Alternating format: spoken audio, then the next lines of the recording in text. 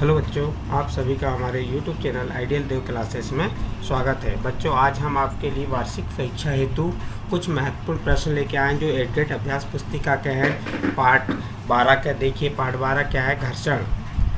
इसके अति लघुत्तरीय प्रश्न देखते हैं। प्रश्न 1 है, सर्पी घर्षण स्थैतिक घर्षण से कम क्यों होता है? उत्तर देखिए, किसी रुकी हुई वस्तु को विराम से गति प्रारंभ करने की स्थिति में घर्षण पर पार पाने के लिए वस्तु पर लगाए जाने वाला बल स्थैतिक घर्षण की माप होती है। इसके विपरीत किसी वस्तु को उसी चाल से गतिशील रखने के लिए आवश्यक बल उसके सर्पी घर्षण की माप होती है। तो ये हो गया आपका प्रश्न क्रमांक 1, सर्पी घर्षण और स्थैतिक घर्षण से कम क्यों होता है। तो उत्तर फिर से एक बार रिपीट करके बता दे रहे हैं। किसी रुकी हुई वस्तु को विराम से गति प्रारंभ करने की स्थिति में घर्षण पर पार पाने के लिए वस्तु पर लगाया जाने वाला बल स्थैतिक घर्षण की माप होती है। इसके विपरीत किसी वस्तु को उसी चाल से गतिशील रखने के लिए आवश्यक बल उसके सर्पी घर्षण की माप होती है। अगला प्रश्न देखते हैं। अगला प्रश्न क्या है आपका? प्रश्न नंबर 2 देखिए इसका।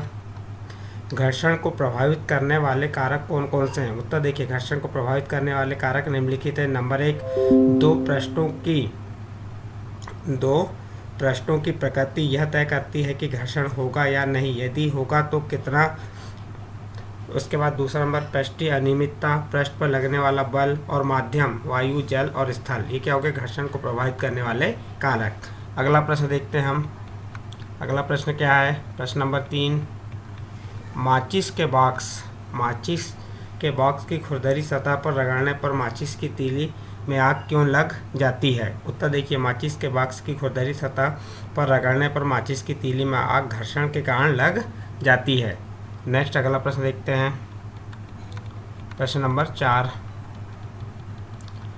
4 क्या है? कैरम बोर्ड पर महीन पाउडर क्यों छिड़कते हैं? उत्तर देखिए, कैरम बोर्ड पर महीन पाउडर घर्षण के मान को कम करने तथा कैरम की गोटियों को आसानी से चलने या सरकने में मदद करता है। नेक्स्ट प्रश्न देखते हैं। प्रश्न नंबर 5 लघुत्तरीय प्रश्न है। प्रश्न नंबर 5 क्या है? खिलाड़ियों के जूते की तली एवं वाहनों के टायरों को खांचेदार क्यों बनाया जाता है? उत्तर देखिए, खिलाड़ियों के जूते की तली एवं वाहनों के टायरों को खांचेदार बनाया जाता है ताकि घर्षण का मान बढ़ सके, उसकी पकड़ अच्छी बन सके और खिलाड़ी को दौड़ने व वाहनों को चलाते समय सुविधा हो। नेक्स्ट प्रश्न देखते हैं। प्रश्न नंबर 6 क्या है? हवाई जहाज की आकृति पक्षी की आकृति के समान क्यों बनाई जाती है? उत्तर देखिए, हवाई जहाज की आकृति पक्षी की आकृति के समान बनाई जाती है ताकि वायुयान वायु में आसानी से उड़ सके एवं घर्षण का मान कम हो सके। अगला प्रश्न देखते हैं। प्रश्न नंबर 7 देखिए। प्रश्न नंबर 7 क्या कह रहा है? विराम अवस्था में किसी बॉक्स को गतिशील करना अथवा किसी गतिशील बॉक्स को उसी दिशा में सरकाना, उपरोक्त दोनों कार्यों में से कौन सा कार्य आसान है और क्यों? उत्तर देखिए, इसका गतिशील बॉक्स को उसी दिशा में सरकाना आसान है क्योंकि यहाँ पे सर्पी घर्षण कार्य कर रहा है जिसका मान विराम अवस्था से किसी बॉक्स को गतिशील करने में लगने वाले स्थैतिक घर्षण से कम होता है। नेक्स्ट अगला प्रश्न देखते हैं। प्रश्न नंबर 8, स्नेहक किसे कहते हैं? प्रश्न नंबर 8 क्या है? स्नेहक किसे कहते हैं तथा इसका उपयोग क्यों किया जाता है? उत्तर देखिए, स्नेहक घर्षण कम करने वाले पदार्थों को स्नेहक कहते हैं। उदाहरण के लिए तेल, ग्रीस आदि। उपयोग, स्नेहक का उपयोग घर्षण मान को कम करने। नंबर 2, मशीनों को लंबे समय तक कार्यशील रखने व उनके भागों को घिसने से बचाने के लिए किया जाता है। किसका उपयोग? स्नेहक का। नेक्स्ट अगला प्रश्न देखते हैं। कारण लिखिए। पहिए घर्षण कम कर देते हैं। दिए गए कथन को क्रियाकलाप द्वारा स्पष्ट कीजिए। उत्तर देखिए, पहिए घर्षण कम कर देते हैं। यदि हम पहिए में लगे सूटकेस को खींचे तो वह हल्का प्रतीत होता है, जो यह सिद्ध करता है कि पहिए घर्षण कम करते हैं। नेक्स्ट अगला प्रश्न इसी का नंबर 2, सर्दियों में अक्सर लोग हाथ रगड़ते हैं, क्यों? उत्तर देखिए, सर्दियों में हाथ रगड़ने से घर्षण के कारण ऊष्मा उत्पन्न होती है जो हमारे ठंडे हाथों को गर्म कर देती है। प्रश्न था सर्दियों में अक्सर लोग हाथ रगड़ते हैं क्यों? उत्तर हो गया सर्दियों में हाथ रगड़ने से घर्षण के कारण ऊष्मा उत्पन्न होती है जो हमारे ठंडे हाथों को गर्म कर देती है। अगला प्रश्न नंबर 3 नीचे का कमानी द्वार तुला क्या है? कमानी द्वार तुला क्या है? कमानी द्वार तुला वह युक्ति है जिसके द्वारा किसी वस्तु पर लगने वाले बल को मापा जाता है। इसमें एक कुंडली कमानी होती है जिसमें बल लगाने पर प्रसार होता है, जिसकी माप पैमाने पर देखी जा सकती है। नेक्स्ट अगला प्रश्न है, लास्ट 10वां प्रश्न है, घर्षण हानिकारक है परंतु अनिवार्य भी। इस वाक्य को उदाहरण सही समझाइए। उत्तर देखिए, घर्षण हानिकारक है परंतु यदि घर्षण ना हो तो हम निम्नलिखित कार्य नहीं कर सकते। नंबर 1 क्या कार्य नहीं कर सकते? चल नहीं सकते। नंबर 2 भोजन का पाचन नहीं हो सकता। नंबर 3 वाहन सड़क पर नहीं चल सकते। नंबर 4 चाक से बोर्ड पर लिख नहीं सकते। और नंबर 5 भारी सामान आसानी से सरका नहीं सकते। इस प्रकार प्रश्न नंबर 10 यहाँ पर समाप्त हुआ। इसके बाद नेक्स्ट अध्याय आता है पाठ 13 ध्वनि।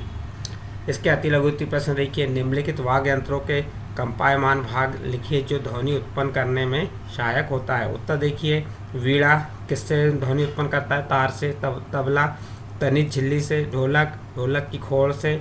बांसुरी छिद्र से। और झांझर छोटी छोटी प्लेटें से। ये क्या होती हैं? कंपायमान भाग हैं ये उसके। अगला प्रश्न देखते हैं, प्रश्न नंबर 2, जब हम बोलते हैं तो हमारे शरीर का कौन सा भाग कंपित होता है? स्पष्ट करिए। उत्तर देखिए, जब हम बोलते हैं तो हमारे गले में वाक् यंत्र कंपित करता है। अगला प्रश्न, मान लीजिए निर्वात में घंटी बज रही है, क्या आप आवाज़ सुन पाएंगे? कारण सहित समझाइए। उत्तर देखिए, हम निर्वात में बज रही घंटी को नहीं सुन पाएंगे क्योंकि वहाँ पर ध्वनि का संचरण नहीं होता है। अगला प्रश्न देखिए, मनुष्य कितनी आवृत्ति की ध्वनियाँ सुन सकते हैं? उत्तर देखिए, मानव लगभग 20 हर्ट्ज से लेकर 20,000 हर्ट्ज आवृत्ति की ध्वनि तरंगों को सुन सकता है। नेक्स्ट अगला प्रश्न देखते हैं, अति लघु उत्तरीय प्रश्न है, 2 अंतरिक्ष यात्री अंतरिक्ष में एक दूसरे के करीब तैर रहे हैं, क्या वे बिना किसी विशेष उपकरण के एक दूसरे से बात कर सकते हैं? कारण सहित लिखिए। उत्तर देखिए, यदि 2 अंतरिक्ष यात्री अंतरिक्ष में एक दूसरे के करीब तैर रहे हैं तो वह बिना किसी उपकरण के एक दूसरे से बात नहीं कर सकते क्योंकि अंतरिक्ष में वायु नहीं होती है। नेक्स्ट प्रश्न देखते हैं, एक वाद्य यंत्र चित्र बनाने को कहा है। इसमें एक वाद्य यंत्र का चित्र सहित वर्णन कीजिए जो हवा में उड़ाकर ध्वनि उत्पन्न करता है। तो आप देखिए, हमने यहाँ पर बताया आपको गिलास। उत्तर देखिए, इसका गिलास के किनारे को छूते हुए एक थर्माकोल की छोटी सी गेंद लटकाएं, गिलास को कंपित कराइए। देखिए कि गेंद कितनी दूर स्थापित होती है। गेंद का विस्थापन गिलास के कंपन के आयाम की माप है। ध्वनि की प्रबलता इसके आयाम पर निर्भर करती है और उसका चित्र आप इस प्रकार से बना सकते हैं। नेक्स्ट, चित्र सहित समझाइए कि ध्वनि संचरण द्रव में होता है।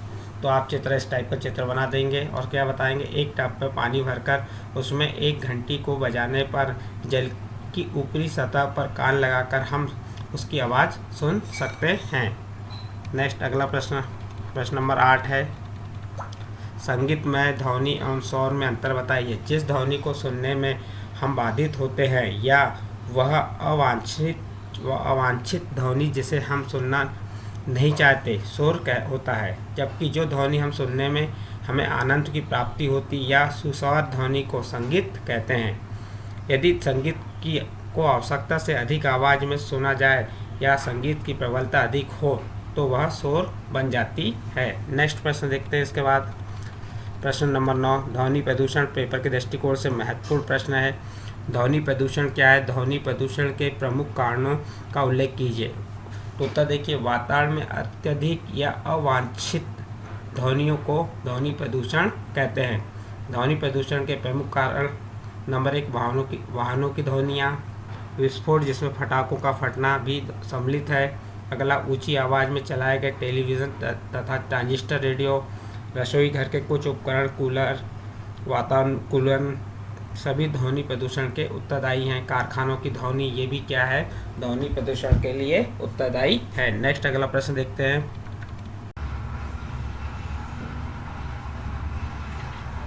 चलो अगला प्रश्न देखिए। अब अगला प्रश्न देखिए, अगला प्रश्न क्या है अपना, मानव कर्ण यानी कि कान का नामांकित चित्र बनाकर उसकी कार्य प्रणाली को समझाइए। अब देखिए हमने यहाँ पे आपको मानव का जो कान का चित्र है वो बना के बताया है, ये बना हुआ है। इसका चित्र इस प्रकार से बना सकते हैं और आप वहाँ पे बता सकते हैं इसे आंतरण कर्ण बताएंगे और एक कर्ण पटह ये है अपनी। और इसके जो आगे क्या कहा है, कर्ण पटह का एक तानित रबड़ की शीट के समान होता है। ध्वनि के कंपन कर्ण पटह को कंपित करते हैं। कर्ण पटह का कंपनों को आंतरण कर्ण तक भेज देता है, वहां से संकेतों को मस्तिष्क तक भेज दिया जाता है। इस प्रकार हम ध्वनि को सुनते हैं। इसके बाद नेक्स्ट प्रश्न देखते हैं, पार्ट 14 है। पार्ट 14 क्या कह रहा है, विद्युत धारा के रासायनिक प्रभाव।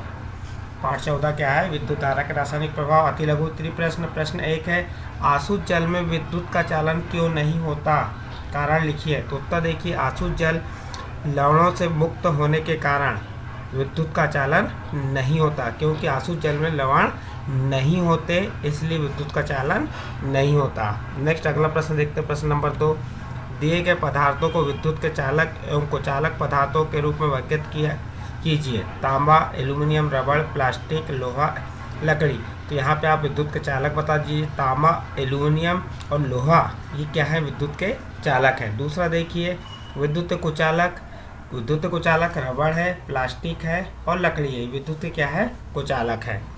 नेक्स्ट अगला प्रश्न देखते हैं, प्रश्न नंबर 3 क्या कह रहा है, जब किसी तार में विद्युत धारा प्रभावित की जाती है तो उसके पास रखी चुंबकीय सुई पर क्या प्रभाव पड़ता है। उत्तर देखिए, जब किसी तार में विद्युत धारा प्रभावित की जाती है तो उसके पास रखी चुंबकीय सुई पर विक्षेप होता है। अगला प्रश्न देखते हैं, प्रश्न नंबर 4, विद्युत धारा के रासायनिक प्रभाव से आप क्या समझते हैं। उत्तर देखिए, किसी चालक द्रव में विद्युत धारा प्रभावित होने पर रासायनिक अभिक्रिया होती है, इसे विद्युत धारा का रासायनिक प्रभाव कहते हैं। नेक्स्ट अगला प्रश्न देखते हैं, प्रश्न नंबर 5। प्रश्न नंबर 5, चित्र में दर्शाई गई व्यवस्था में बल्ब नहीं जलता, बल्ब न जलने के संभावित कारण लिखिए। जब कोई द्रव विद्युत धारा को अपने से प्रभावित होने नहीं देता तो समपरिक्षित का परिपथ पूरा नहीं होता तथा बल्ब नहीं जलता। अगला प्रश्न देखते हैं, प्रश्न नंबर 6, गीले हाथों से विद्युत उपकरणों को छूना खतरनाक होता है, कारण लिखिए। उत्तर देखिए इसका, जल में लवणों की उपस्थिति के कारण विद्युत का चालन होता है और करंट लग जाता है, इसलिए गीले हाथों से विद्युत उपकरणों को छूना खतरनाक होता है। अगला प्रश्न, प्रश्न नंबर 7 देखिए इसका, आपको समुद्री जल एवं आसुत जल दिए गए हैं, इनमें से कौन से जल का उपयोग आप परिपथ चालन के रूप में करेंगे एवं क्यों, कारण लिखिए। देखिए इसका उत्तर, समुद्री जल का उपयोग परिपथ में चालन के रूप में करेंगे। हम किसका उपयोग करेंगे, समुद्री जल का उपयोग परिपथ में चालक के रूप में करेंगे, क्योंकि इसमें लवण अधिक होने के कारण विद्युत का चालन आसानी से करता है।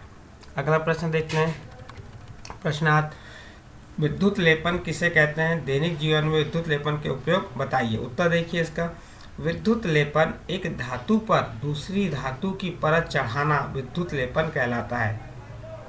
विद्युत लेपन क्या है, विद्युत लेपन एक धातु पर दूसरी धातु की परत चढ़ाना विद्युत लेपन कहलाता है। इसका उपयोग मोटरसाइकिल का हैंडल, गैस बर्नर, पहिया आदि में किया जाता है। नेक्स्ट अगला प्रश्न, प्रश्न नंबर 9 देखिए। प्रश्न नंबर 9 में क्या कह रहा है, विद्युत लेपन को दर्शाता हुआ परिपथ क्रियाकलाप द्वारा समझाइए। तो आप विद्युत लेपन के लिए परिपथ इस प्रकार से बना सकते हैं, ये देखिए यहाँ पे बना हुआ है। इसका उत्तर क्या बताएंगे, एक बीकर में 250 ml आसुत जल लीजिए, इसमें चाय की 2 चम्मच भरकर कॉपर सल्फेट घोलिए। अधिक चालक बनाने के लिए कॉपर सल्फेट विलयन में कुछ बूंदे तनु सल्फ्यूरिक अम्ल की डालिए। तांबे को प्लेटों को रेकमाल से साफ कीजिए, इन्हें पानी में धोकर सुखाइए। तांबे की प्लेटों को एक बैटरी के टर्मिनल से संयोजित कीजिए। तो इस प्रकार से इसका आप कारण बता सकते हैं और चित्र ये बना दीजिए, आप इस प्रकार से चित्र बन जाएगा आपका उसका। नेक्स्ट अगला प्रश्न है, क्या है, माचिस की खाली डिब्बियाँ विद्युत तार, चुंबकीय सुई एवं बैटरी की सहायता से तैयार परिपथ का आलेख खींचिए। तो इस प्रकार से आप माचिस की खाली डिब्बी, विद्युत तार, चुंबकीय सुई एवं बैटरी की सहायता से तैयार परिपथ आलेख खींच सकते हैं। नेक्स्ट अगला प्रश्न देखते हैं। इसका प्रश्न नंबर 2 क्या कह रहा है। इसमें दिया प्रश्न क्रमांक 10(1) में खींचे गए परिपथ क्रियाकलाप 14(3) में दिया गया परिपथ में तारों के स्वतंत्र सिरों को तालिका में दिए गए पदार्थों को डालने पर होने वाले परिवर्तन को लिखिए। देखिए यहाँ पे एक डिब्बे में क्रमांक दिया, दूसरे में पदार्थ, तीसरे में चुंबकीय सुई विक्षेप दर्शाती है, हाँ या नहीं, सुचालक या कुचालक। नंबर 1, नींबू का रस कैसा है, चुंबकीय सुई विक्षेप दर्शाता है, हाँ ये सुचालक होता है। नंबर 2, सिरका, इसमें भी चुंबकीय सुई का विक्षेप होता है, इसका आंसर हाँ आ जाएगा और ये भी सुचालक है। दूध में भी हाँ आएगा और ये क्या होगा, सुचालक। आसू जल, ये नहीं आएगा इसमें और ये क्या होगा, कुचालक होगा। फिर उसके आंसू जल के बाद आलू, आलू में हाँ लिखेंगे और ये सुचालक होगा। शहद नहीं, कुचालक होगा। इसके बाद अगला प्रश्न, अगला पार्ट है पार्ट 16, प्रकाश। प्रकाश के बारे में पढ़ लेते हैं। पहला प्रश्न दिया लघु उत्तरीय प्रश्न का क्या दिया। पहला प्रश्न, परावर्तन के नियम। तो परावर्तन के 2 नियम होते हैं। पहला नियम क्या है, अपतन कोण का मान सदैव परावर्तन कोण के मान के बराबर होता है। देखिए अपतन कोण का मान सदैव परावर्तन कोण के मान के बराबर होता है। दूसरा नियम, अपतन कोण, परावर्तन कोण व अविलन तीनों सदैव एक ही तल पर या तल में होते हैं। अगला प्रश्न देखिए, चाक्षुष विकृति वाले व्यक्ति पढ़ने लिखने के लिए किस पद्धति का उपयोग करते हैं। इस पद्धति में कितने पैटर्न होते हैं। तो उत्तर देखिए, चाक्षुष प्रकृति वाले व्यक्ति पढ़ने लिखने के लिए बेल पद्धति का उपयोग करते हैं। इस पद्धति में 63 बिंदु अंकित पैटर्न होते हैं। अगला प्रश्न देखिए, प्रश्न नंबर 3, नेत्रों के लिए बहुत कम या बहुत अधिक प्रकाश हानिकारक क्यों होता है। उत्तर देखिए, बहुत कम या बहुत अधिक प्रकाश में पढ़ने के कारण नेत्रों पर खिंचाव पड़ता है तथा सिरदर्द होता है, जो बाद में नेत्र रोगों को जन्म देता है। नेक्स्ट प्रश्न देखिए, प्रकाश का विक्षेपण किसे कहते हैं। विक्षेपण की घटना को दर्शाने वाला कोई प्राकृतिक उदाहरण लिखिए। उत्तर देखिए, प्रकाश के अपने रंगों में विभाजित होने को, प्रकाश के अपने रंगों में विभाजित होने को प्रकाश का विक्षेपण कहते हैं। इंद्रधनुष विक्षेपण को दर्शाने वाला एक प्राकृतिक परिघटना है। नेक्स्ट अगला प्रश्न देखते हैं, रेटिना में पाई जाने वाली तंत्रिका कोशिका के प्रकार एवं उसके कार्य लिखिए। देखिए इसके उत्तर, रेटिना में 2 प्रकार की तंत्रिका कोशिका पाई जाती है। नंबर 1, शंकु, जो तीव्र प्रकाश के लिए सुगराई होती है। नंबर 2, शल्काएं, जो मंद प्रकाश के लिए सुगराई होते हैं। नेक्स्ट अगला प्रश्न देखते हैं, मनुष्य में होने वाले दृष्टि दोषों से आप क्या समझते हैं। इन दोषों का निवारण किस प्रकार कर सकते हैं। मनुष्य 2 प्रकार के, जैसे 3 प्रकार के दोष होते हैं, निकट दृष्टि दोष, दूर दृष्टि दोष और एक होता है जरा दृष्टि दोष। देखिए यहाँ पे उसका उत्तर हम आपको क्या बताए हैं, कुछ मनुष्य पास रखी वस्तु को स्पष्ट रूप से देख सकते हैं परंतु दूर की वस्तु को स्पष्ट नहीं देख पाते, इसे निकट दृष्टि दोष कहते हैं। पास की वस्तु को स्पष्ट देख पाते हैं लेकिन दूर की वस्तु को स्पष्ट नहीं देख पाते, तो ये कौन सा हो गया, निकट दृष्टि दोष। और उसी के विपरीत चलिए, इसके विपरीत कुछ मनुष्य निकट की रखी वस्तु को सुस्पष्ट नहीं देख पाते परंतु दूर की वस्तु को स्पष्ट देख पाते हैं, तो ये निकट दृष्टि दोष हो गया और ऊपर वाला दूर दृष्टि दोष हो गया। और इनको दूर करने के लिए लेंसों का उपयोग करना पड़ेगा, अवतल लेंस और उत्तल लेंस। दूर के लिए उत्तल लेंस और पास के लिए अवतल लेंस का उपयोग किया जाता है। नेक्स्ट देखिए अगला प्रश्न क्या है हमारा, प्रश्न 7 देखिए, विसरित एवं नियमित परावर्तन में कोई 2 अंतर लिखिए। क्या विसरित परावर्तन में परावर्तन के नियमों का पालन होता है। तो देखिए, विसरित परावर्तन असमान तल से होता है जबकि नियमित परावर्तन समान तल से होता है। विसरित परावर्तन में आपतित किरण व परावर्तित किरण का मान भिन्न होता है एवं जो हमारा नियमित परावर्तन है उसमें बराबर होता है। इन दोनों में समान नियमों का पालन नहीं होता। अगला प्रश्न देखते हैं, प्रश्न नंबर 8 देखिए इसका। प्रश्न नंबर 8 क्या कह रहा है, आपतित किरण क्या कह रहा है, आपतित किरण, परावर्तित किरण तथा अपतन बिंदु पर अभिलंब एक ही तल में स्थित होते हैं। परावर्तन के इस नियम को दर्शाता हुआ एक किरण आलेख खींचिए। देखिए हमने यहाँ पे एक दर्पण है, दर्पण पे एक आपतित किरण ली है और ये क्या हो गई, परावर्तित किरण। आपतित किरण ए हो गई, परावर्तित किरण बी और अभिलंब सी है।